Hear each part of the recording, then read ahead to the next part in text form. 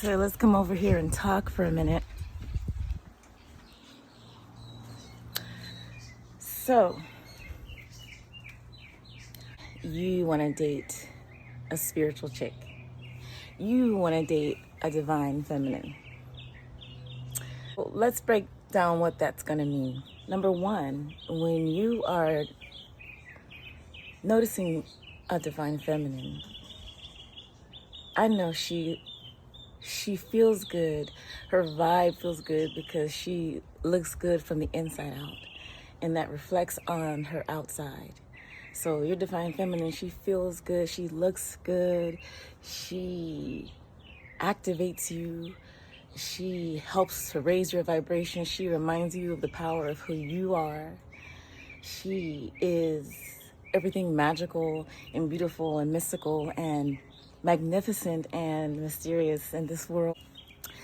She is someone that you are inspired by, that you can relate to, that you feel her authenticity. That is the divine feminine essence that you are drawn to. But you got to realize some things about the divine feminine, the evolved divine feminine. The things that you do with karmic feminines or with lower vibrating feminines, the behaviors, the games, the attitudes, the mindsets, none of those are going to work on her. She's not going to respond to you the way that a lower vibrating feminine is. She's not going to fall for the mind trips and the games you see, because she reads energy and she's tapped into her intuition and into the guidance from source, from her ancestors, from her spirit guides. So she's evolved to the point where her self-love won't allow her to lower her dignity, her integrity, her vibration, what have you, to participate in the type of feminines you're used to dealing with are. She's on another level. And she also is going to put herself as a priority.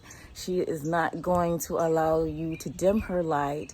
She's not going to be managed. She's not going to be breadcrumbed. She's not going to be played with or any of those things. She's a whole different breed. So that's one thing you want to keep in mind when you want to date a spiritual chick. Another thing, let's see. She is going to be walking on a different type of path. She's not going to be the girl that does the stuff that all the other girls do or the other feminines do. Because when I say feminine and masculine, of course, I'm talking about energy, not physical bodies. So we're going to get that out of the way. But she moves differently on many levels. So you, because she's not going to lower herself, you have to rise to meet the divine feminine where she's at. She's not going to drop for anyone. She is going to maintain her frequency the best that she can. She's going to be her authentic self, and that's why you like her so much. But she's not going to, force any connection. She's not going to beg and plead for your attention. She's not going to look for your attention because she gives the love and the attention to herself. And when you align with her, and it's beautiful and it's organic and natural. And that's the way it should be.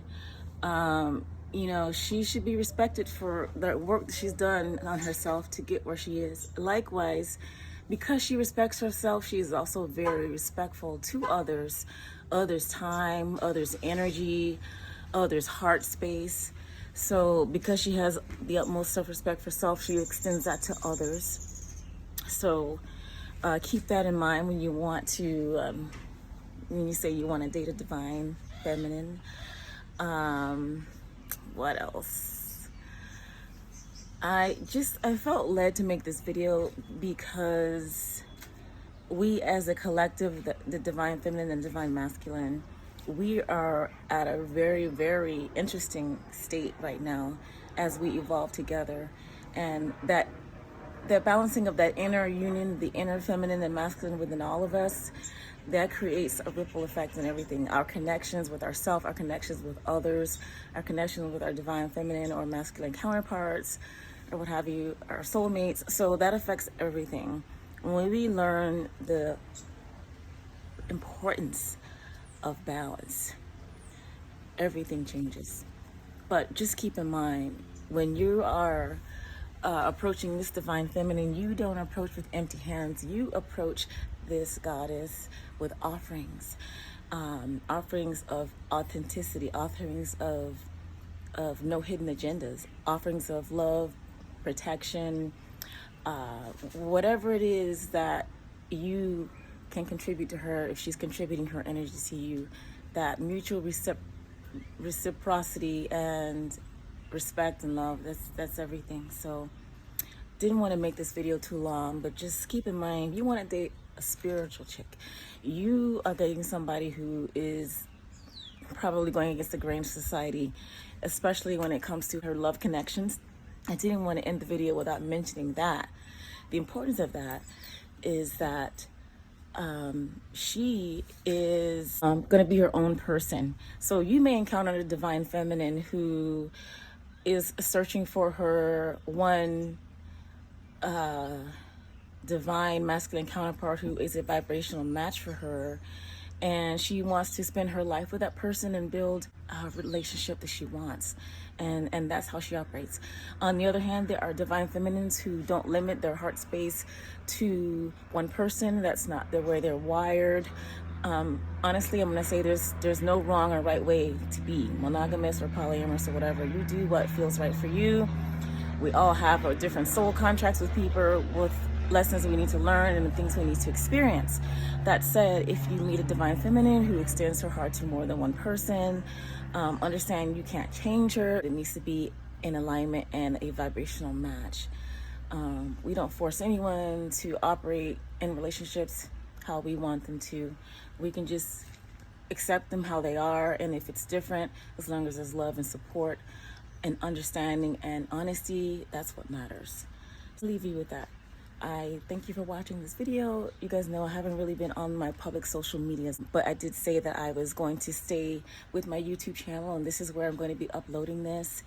And if you know you're here, it's because you genuinely connect with me, and I do appreciate that very much. If this is your first time, hit the subscribe button. But appreciate that, and set your notifications on so you know when I upload new stuff.